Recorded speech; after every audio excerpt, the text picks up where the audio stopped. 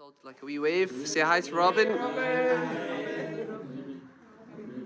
That's beautiful. Get well soon. Get better soon. Yeah. Let's finish our next book. Lots more books. Hang in there, Robin.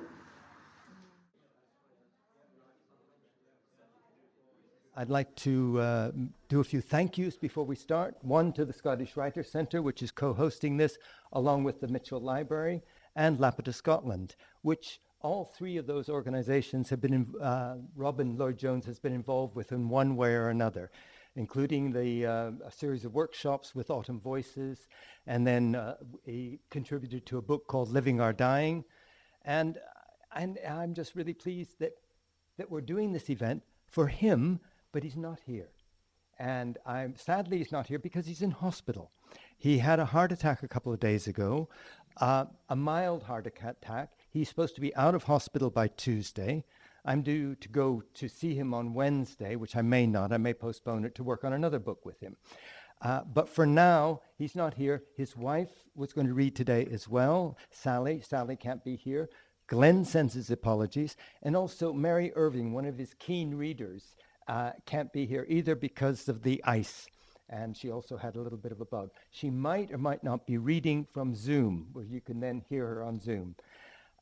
So that's one of my thank yous, but also thank you to all the contributors who made this book happen. When Robin asked me to write his eulogy, I didn't know what I was getting into. And my friend Simon here told me, you know, you're going to have to cut down what you've got down to something about 2,000 words eventually. It's about 50,000 words now. And I was just overwhelmed with the cooperation I had, both from the family, his grandchildren, his children, colleagues like Simon and a couple of other colleagues, and people in the West of Scotland men's group who also contributed little statements, tributes to him. And as I started putting it all together, I'd like to particularly thank Simon Barry, who is a meticulous proofreader and helped me sort of find a lot of errors and little typos and stuff. And also to Christy Williamson, who's one of the co-directors of the Scottish Writers' Centre, who read a couple of the early drafts and made a variety of suggestions around that time. So let's get on with it now. And I would like to particularly welcome Ken Coburn to come up here to say a little bit about the things that you just had on your chair, as well as Autumn Voices, which he's the creative director of Autumn Voices. Is that the correct phrase? Project manager, creative project manager, I am sure. So welcome, Ken Coburn.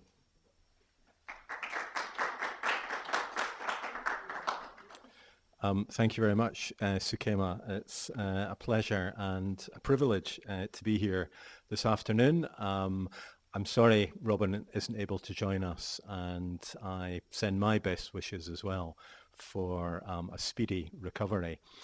As Sukema said, I work for Lapidus Scotland as my title is Creative Projects Manager. It basically means I do the admin. There's some leaflets about our work on the chairs there, and also some postcards that we published last year. Lapidus Scotland works with people often with long-term health conditions, writing and reading for well-being. Sukema founded the organisation back in the 1990s. And one of the aims of Lapidus is to found writing groups that then go on to have a life of their own. And Robin's Autumn Voices was essentially one of those projects. It began under the aegis of Lapidus, and it then went on and became an independent organisation. I work freelance, I do a bit of this and a bit of that, and I also have been working with Robin for Autumn Voices for the last 2 years now. Robin published the book Autumn Voices, interviews with 20 Scottish writers over the age of 70, talking about creativity in older age. There are copies of the book available today. It's a fascinating read. And from that, or in fact included in that book, he also he set up a competition for writers aged over 60, and the winning entries are published in that book.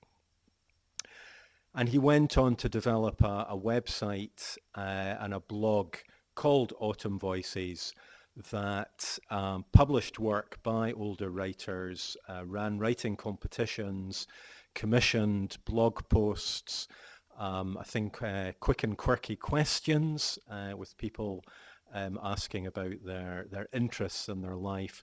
So very much focusing on growing old creatively. I joined the project, as I say, just over 2 years ago. And at that point, Robin was thinking about expanding it from the website to doing more face-to-face work. This is as we were starting to emerge from the pandemic. And actually, I worked on a project. He'd secured funding from the Paul Hamlin Foundation for a project he'd called Third Age Plus Pioneers. And that was working specifically with people aged over 90. But again, their creativity, what they had to offer.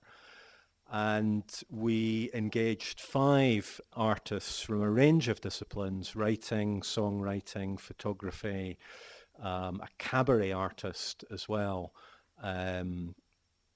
to work with people over 90 and to gather some of their memories and images and so on.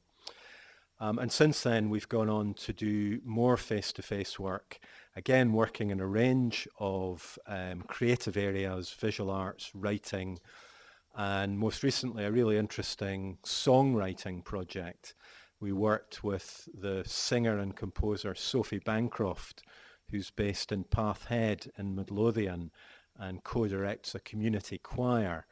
And she worked with 8 older members of the choir to write new songs for the choir, which were then rehearsed and performed at various venues in Lothian in the summer.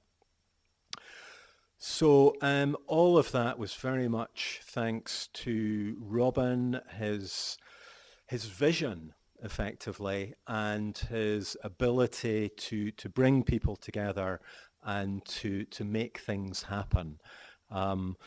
It's not always the people that have the vision have the ability to realize that as well. But I think Robin has gifts in both those areas.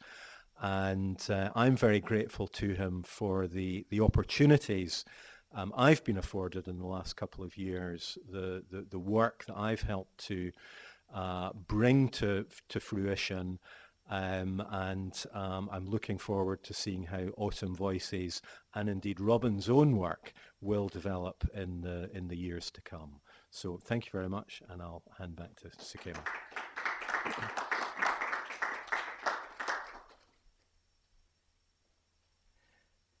Thank you, Ken. That's good. That's good to hear a sense of overview of Robin's work in that way.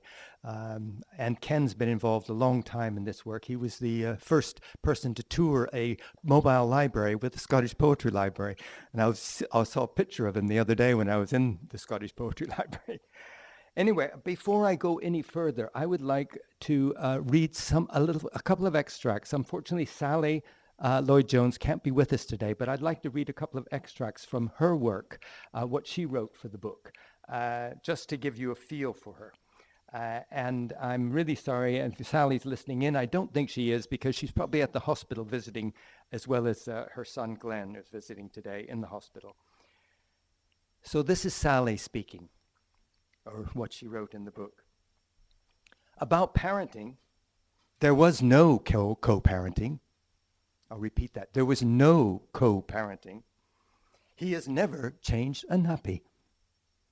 Once when I had to take our son, Glyn, to an early appointment, I left Robin to get Kally, 2 years old at the time, up and dressed. When I arrived home with Glyn, Robin was trying to pull a tiny, tiny dress over Kally's head, far too small because it was her doll's dress. I made matching dresses for both dolls and our daughter. Robin sees things differently from most people. I am his medium, and I think she's also his muse some of the time. I am his medium between the planet he lives on and the real world. Sallie proofreads all of his work before it ever sees anybody else. Robin trusted me from the beginning.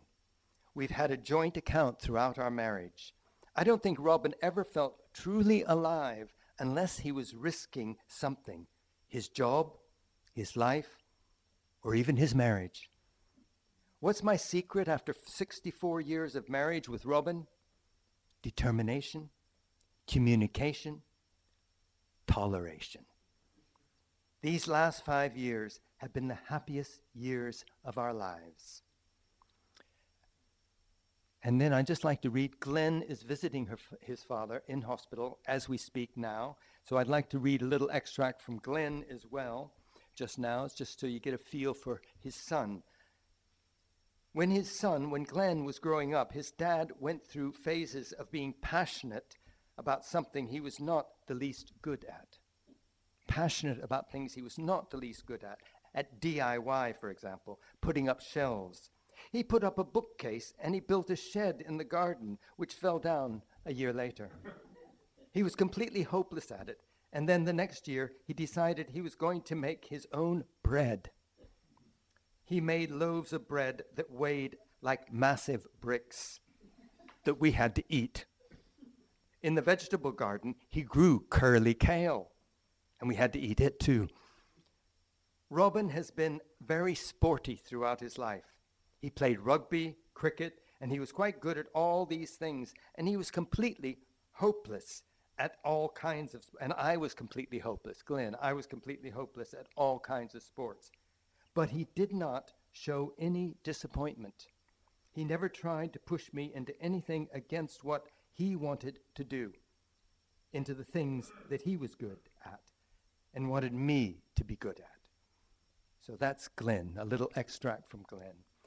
And now I'd like to invite up our next reader, which is Simon Barry. And Simon has been involved with, he's known probably Robin at least 30, 40 years. He was involved with Robin in Scottish Pen, and he insists that pen is spelt with the capital letters, which I made a mistake in my manuscript. And he's also now very actively involved in Autumn Voices. He's one of the trustees of Autumn Voices. So welcome, Simon Barry.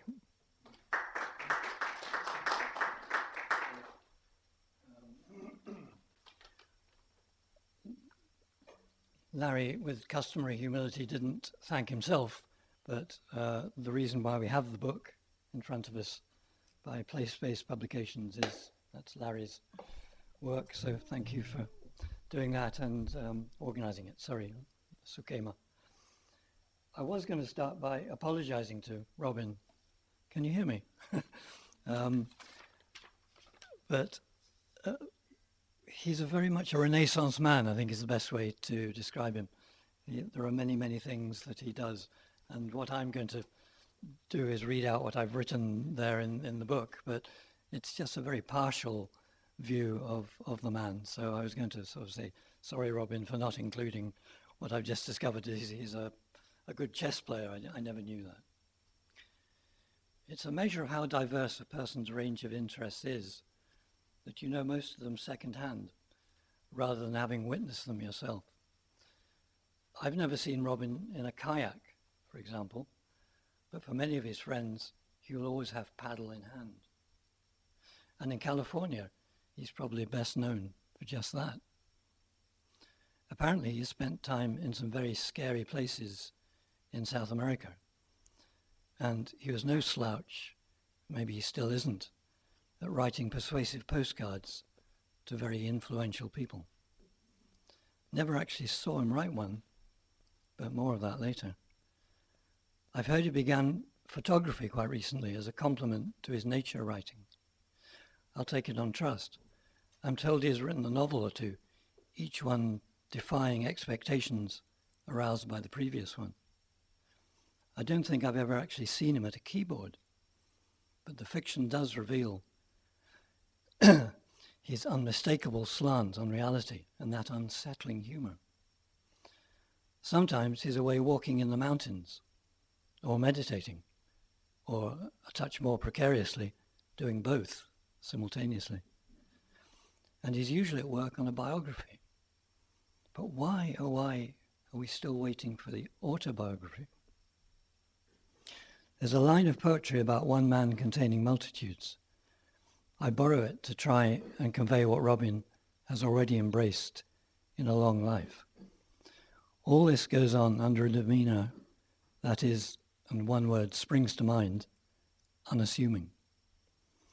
I've known Robin mainly through the Scottish branch of International Pen, where I succeeded him as president in 2001. He was keen to expand the African side of the centre's work, supporting threatened writers. I realized quickly that Robin knew how things worked on the ground in Africa. But we failed to persuade DFID to give us funding to support a legal aid centre in Nigeria. So we decided to use the Edinburgh International Book Festival to promote the Africa connection with the setting up of an annual Scottish Pen lecture. This early on featured Naomi Mitchison and Ben Ockery.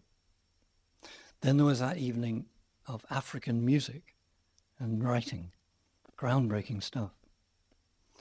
Pen's Writers in Prison campaign, as it used to be called, involved sending out hundreds of postcards, both to the writer and also to the faceless bureaucrats in whose hands often their fate lay.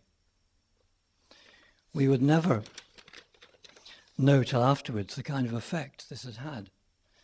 In the case of the Malawian writer Jack Mapanji, when he was eventually released in 1990, the guards treated him as he left the prison, he felt, with exaggerated respect. He had been head of a university English department, but that wasn't it. As he left Mikuyu, they handed over several large mailbags stuffed with cards and letters. We heard about this later, after Jack had read them all. For several years, Robin was on the main International Writers in Prison committee. When he stood down, it fell to me to attempt a tribute at the Tromsø Congress. I thought the delegates from Scandinavia might be interested in our word, thrawn. A good word, I felt, for Robin. Once he reaches an opinion, he tends to stick to it. He comes across as mild and patient, a good listener, but don't confuse that with being indecisive. We attended several international pen congresses. Arthur Miller chaired the Prague one. Gunter Grass was there, and so was Václav Havel. Then there was London, Macedonia, Norway, Moscow, and of course Scotland. We attended several international, A lot of what Robin was doing was quite sensitive work, and things usually got resolved more smoothly without the glare of publicity. Robin had some notable successes. One was Irina Ratushinskaya, who wrote a Gulag memoir, Grey is the Color of Hope. She eventually managed to leave Russia after the campaign to free her from the Gulag. She found a new life in the West and agreed to come to Glasgow for a pen event to promote freedom of expression. And she certainly knew who Robin was. I hadn't realized he was writing begging letters to raise money for this work. One of them got a very swift reply. In the world of fundraising, this usually means just one thing. Sorry, but sorry. Robin saw it was a short letter, so the envelope, he admitted to me later, went straight into the waste paper basket while he read the letter. It went something like this. I'd very much like to support this. Here is a cheque for £50,000. Joanne Rowling. I don't know what that says about Robin exactly, but this time our cheque really had been in the post, even if he had thrown it straight in the bin. Thank you.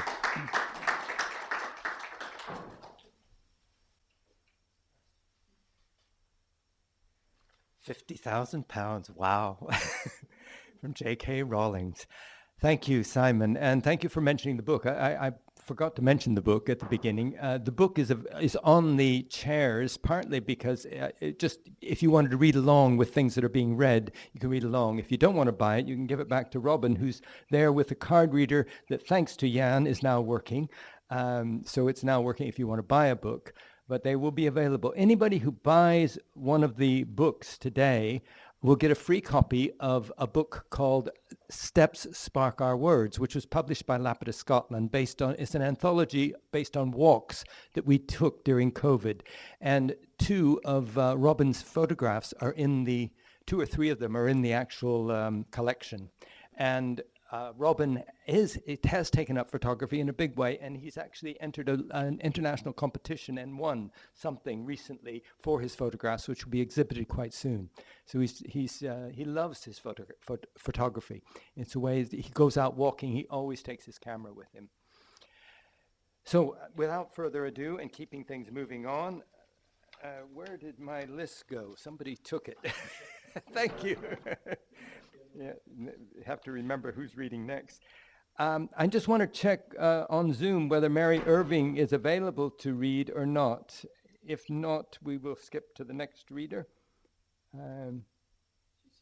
Is she available? You tune her up. Mary Irving and I met, and I talked with her, and I had to cut down probably about 5,000 words from all the things she told me about Robin and Robin's work. She was waxing lyrical. She's been in a writing group with Robin in Helensburgh, and she's also been probably one of his most avid readers. I think she's read almost everything he's ever written. So welcome, Mary Irving. I'm so glad you can join us on Zoom. Yeah, there is a problem, apart from my voice. I can't find my copy of what I sent you. So would you be so kind as to read it for me? Or I could paraphrase it. I can always wax lyrical about Robin. I heard that, Mary, and yeah, sorry that you can't find it. I would have emailed it to you had I known. What I'll do is I'll read a bit, and then you want to add to what I've read. Okay, that's fine. So I said, Mary Irving, a keen reader of Robin's books.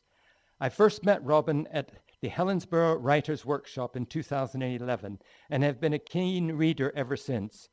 Lord of the Dance was the first book I read, and I was impressed by both the command and clarity of the English, as well as the gripping story. It was good, more than good, well researched. The descriptions were so vivid, you could almost smell the earth. It wasn't Rudyard Kipling's colorful, exciting India. This was stinking, smelly India. And the detail Robin put into it, it was tortured detail. It was almost a flavor. It created the era and time without being boring. He didn't overdo it. It didn't become tedious. He brought the characters to life, whether they were real or fictional.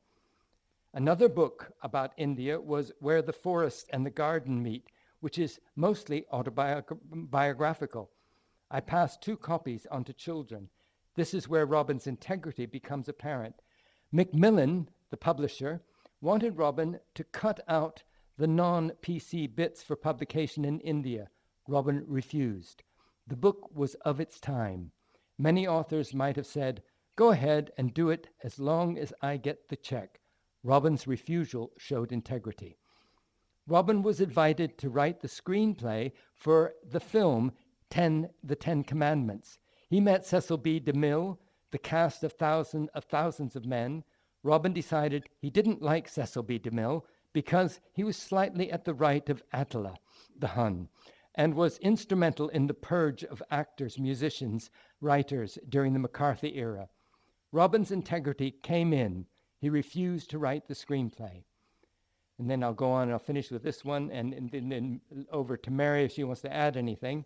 The funniest and strangest thing I recall about Robin was when he wondered what it would be like to spend a week on a beach not taking any food or anything with him. How would someone who lived on a beach survive? He did it and then said he would never do it again. And by the end of the week, he was fed up with seafood. Okay, over to you, Mary, if you want to add a few words. Well, only that I am a great admirer, and in today's world, it is lovely to read books that are well written, that don't have spelling and grammar mistakes. He's a brilliant reader, and what I like, every single book is different. He didn't decide to write Lord of the Dance, part 2, part 3, etc. He went on, and he just covers such a variety. And to be honest, although I didn't put it in the writing because Sakuma was, as he said, I went on for far too long. But when I joined the writers group, I just finished the creative writing at the university. I was very late to writing, as you can imagine, when I met Robin. And I heard Robin read something, and I very nearly got up and walked out because I thought, if this is the standard, then I'm on a loser. I've always thought, although Robin has had a lot of success in many, many fields, and one book he didn't mention was The Sunlit Summit, the biography of W.H. Murray. For me, and this is something I think Robin does exude very much, he caught the spirituality of Murray. It wasn't just what Murray had done, what he did in the POW camp, the mountains he climbed, the spirituality of the man. And I think, I may be wrong, but I think Robin shares that spirituality. And the last book that I've read, which I hope you've all read, Gods of the Lost Crossroads, brilliant. I'm not sure I was supposed to laugh at parts, but when I checked with Robin, that was all right. Thank you.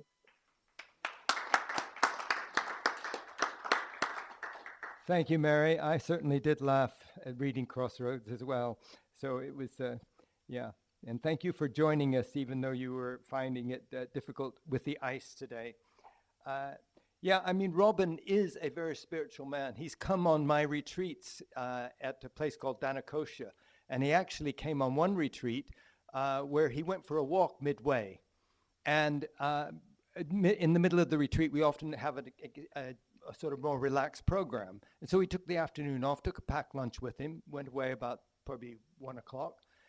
And then we have a meditation at about 5. He didn't turn up to the meditation, and I assumed, well, he's probably just having a rest after his walk. And then he didn't turn up to dinner.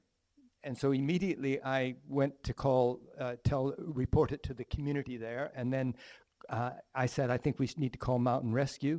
Their reply was, oh, we'll check the pub first. I said, well, no, that's not Robin. And we found him 12 hours later. Up on the mountain. No, we found him about midnight. So we'd been on the mountain from midday to about midnight, and with a broken leg in 2 places.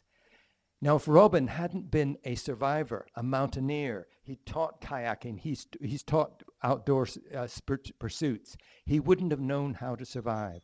And yes, I agree with Simon.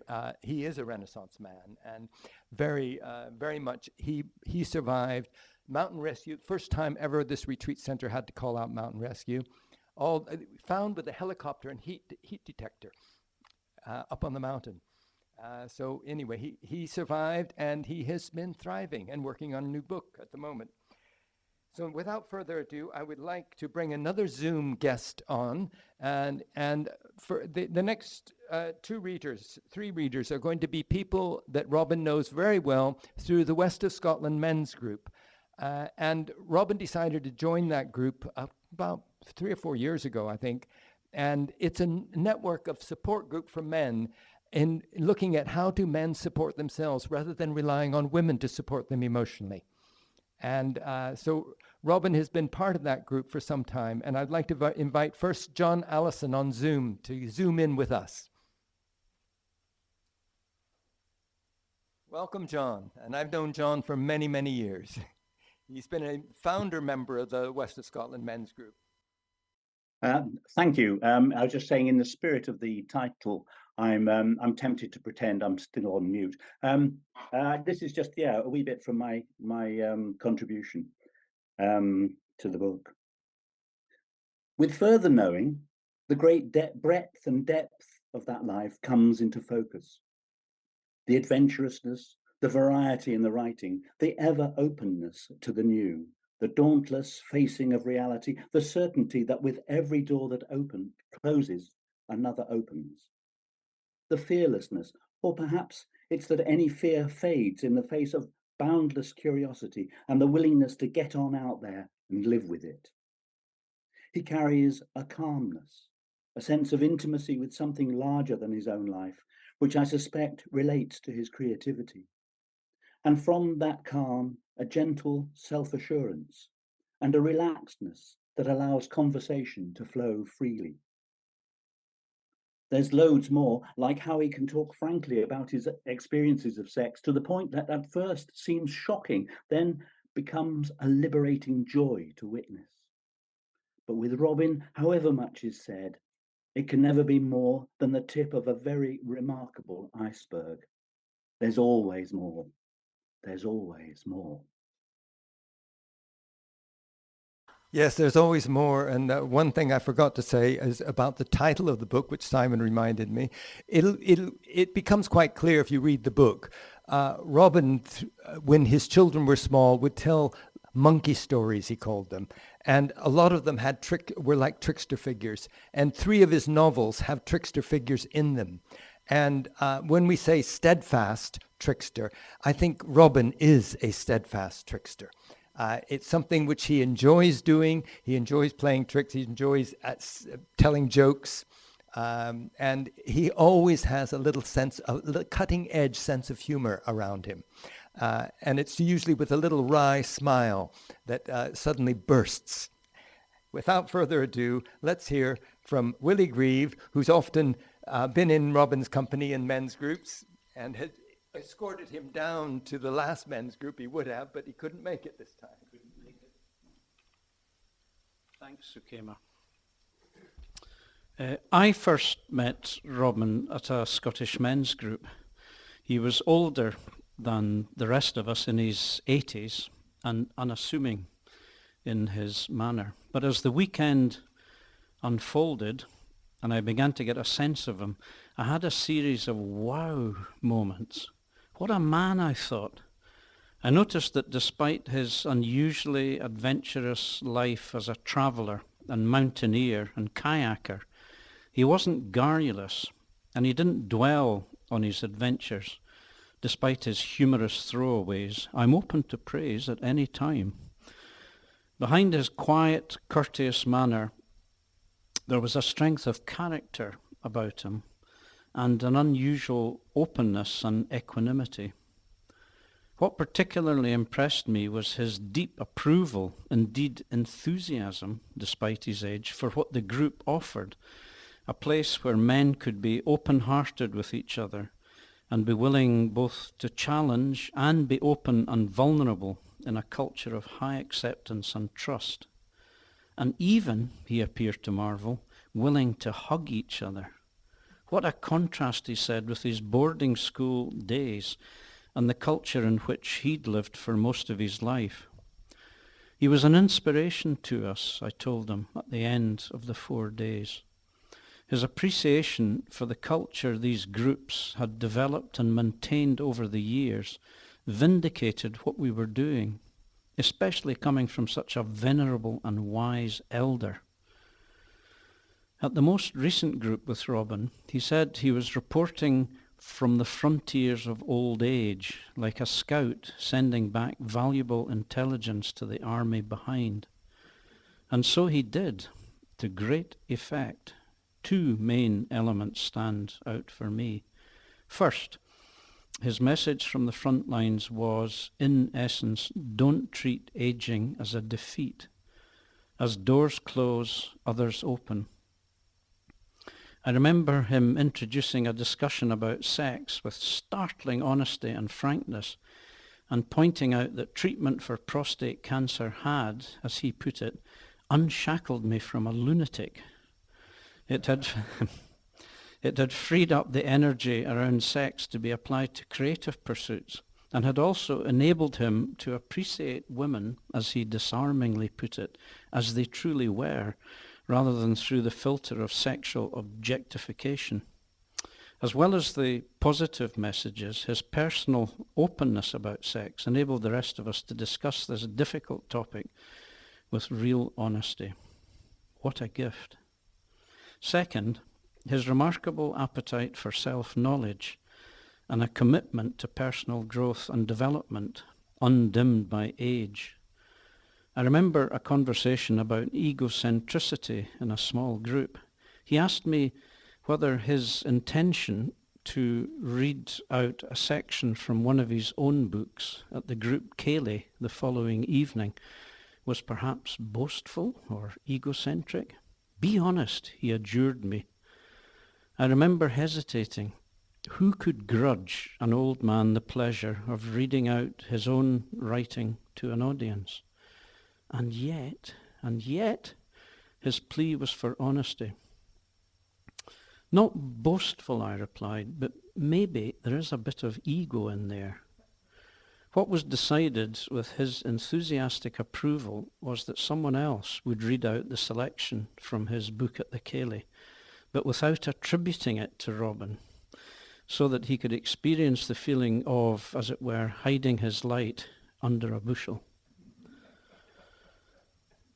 The image of Robin I'll treasure to the end of my days is of him at the age of 88 at an impromptu dance session at that same men's group, dancing while pumping his walking stick above his head with both hands, a beatific smile on his face. What can I say? Perhaps what the French would, chapeau.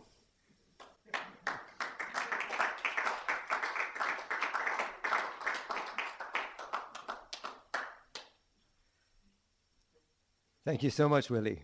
Chapeau. And one more reader from the men's group is Jan. How do you say your second name? Kochin. Whichever way you like. Koken. Jan has been in our men's group for about 2.5, 3 years, something like that, and we've met at his house even. In fact, we're going to meet at his house very soon again. Welcome, Jan.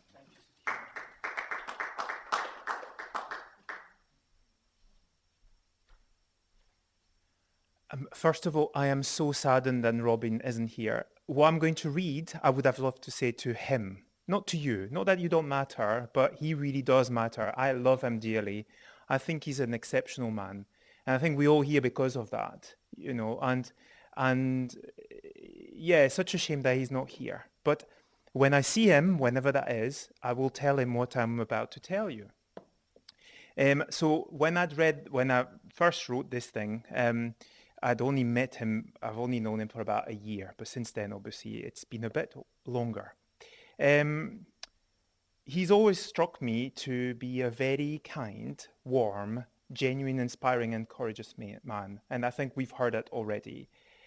When I first met him online, he was instantly welcoming, and one of the first things he said to me, which I found really touching, when we were in a small group together, just the two of us, was that he was so glad he was with me.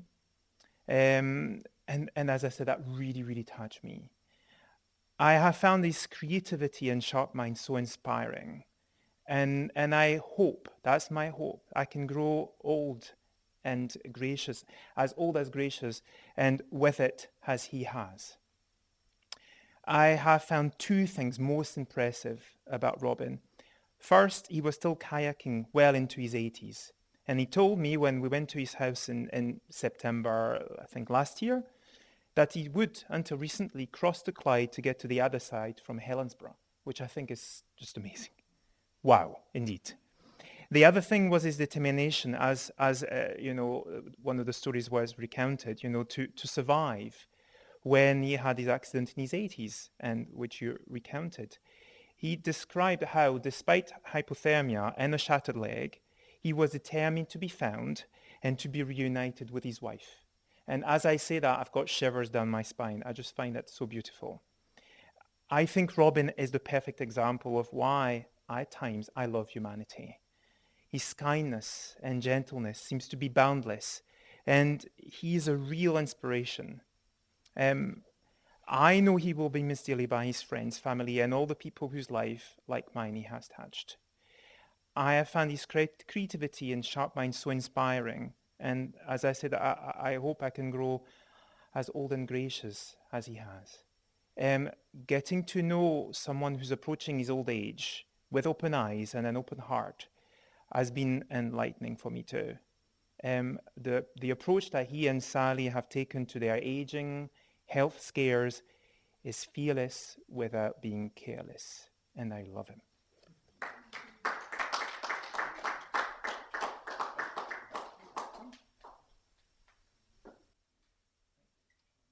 So fearless, but not being careless. So to finish this evening, I would like to do a little medley. It's like a musical medley, but of voices that are in the book, just little extracts from a few people that you haven't heard. And I'm going to start with his daughter, Kally. Dad has the rare ability to evolve and change and adapt. He's probably done that all his life, and he's still doing it now. And I really appreciate that as a blueprint for living and aging. I love that about him, that he goes on growing. It's amazing what he's adapted to, how he's adapted to change. Changes in the world, changes in himself. Leonie, his other daughter. There's something special about my dad, but I can't put it into words. When I was small on Sunday mornings, my dad would make breakfast for everyone. He'd make toasted rolls and slather them in butter and bring up cereal, milk, and tea. And we would all of us, get into Mom and Dad's bed. He obviously had an influence on me. I'm a teacher myself, and I've always looked up to him. I'm glad my kids got to know him as I did growing up. Chloe DaCosta, granddaughter. Hilarious, super patient, beyond interesting, kind-natured, and gentle. I've never seen my granddad lose his patience or treat anyone with anything but kindness. I have seen my granddad grow from someone who cared for me into someone that I would consider a best friend. Andrea DaCosta, grandson. An amazing granddad, always keeping me engaged and encouraging my hobbies as I was growing up, letting me on his computer when I was little, and of course, playing chess with me, although I was absolutely terrible and still am. He would always play with me and make sure I was learning. Something that always makes me laugh about him are his stories. He always had a story locked and loaded for all times we were out, and I love that. And now a little one from Sheila Templeton, who really wanted to be here today, but she's in a group with myself and a couple of other people who are here. It's called the Dialogue Group, and we meet to talk about death. We've been meeting for some time, and I know Willie is in a dialogue group in Edinburgh as well. But Sheila's been in hospital. She's been recovering from cancer. She's had some chemotherapy. I think she's had her last chemotherapy, so hopefully she's getting better. And hopefully she'll be able to see this later because it's being recorded. So this is Sheila Templeton. I really only got to know him when he interviewed me for the book Autumn Voices. It was a joy to be interviewed by Robin, his natural warmth and interest in what I was saying, and also how he asked exactly the right questions to help me expand on what I was saying. I then got to know him better and become friends through working with him and Sukema in running workshops based on Autumn Voices. That was through Lapidus, Scotland. He was a great steadying presence in a workshop situation, always calm and often lightening any difficult moments with a bit of humor. And now I'm going to finish with Robin's voice, who's in the book as well, because I encouraged him to give me information about him. And this is Robin. It is my children and grandchildren who told the cheesy jokes to me because I couldn't help laughing at them. Lots of knock-knock jokes. One that always made me snort in laughter was, knock, knock, who's there? Boo, boo-hoo. There now, no need to cry. And then I'll finish with a little quote from Robin's latest book, one of his latest books. It is unpublished. It's a tribute to his good friend, what's his good friend's name? I was going to say George, but it's not George. I've forgotten. But it's called The Crumbly Chronicles. And his friend died about a year ago. Archie, thank you. Archie died about a year ago. They used to play chess together, go off walks together. At one time, I think another time, Robin got taken off a mountain when he was with Archie in a helicopter. But anyway, this is the little quote from Robin about aging. You don't stop playing because you're old. You become old when you stop playing. Thank you all for coming. And if you want to keep the book, then give Robin some money. He has a card reader there. And the cafe is open if you want to hang about and have a cup of tea or something. The cafe is open in Mitchell till about 4 o'clock. Thank you all.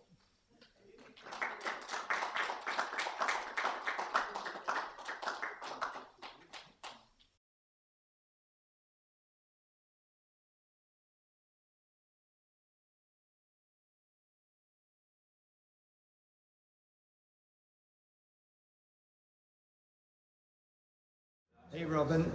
I am because we are. Let's get on with it. And that's our next book together. You and me. I am because we are. Hey ho. Okay, hi Robin. Hi Robin. You have never met me, I've never met you, but I come to this book lunch and I heard many nice things about you and I'm really touched and I cried in the session and I hope I could meet you one day in person.